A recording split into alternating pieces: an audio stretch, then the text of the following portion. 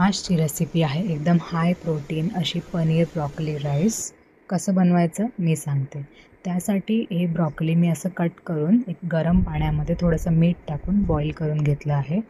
त्यानंतर एका मिक्सर ग्राइंडरमध्ये पनीर, खूप सारं लसूण आणि ब्रॉकली याची पेस्ट करून घेतली आहे. त्यानंतर एका पॅनमध्ये बटर मेल्ट करून घेतलं आहे. त्यामध्ये आपण टाकणार आहोत चॉप केलेले बेल पेपर्स परतून झाले की टाकणार आहे स्वीट कॉर्न आणि त्यानंतर टाकणार आहे थोडंसं मीठ आणि ब्लॅक पेपर.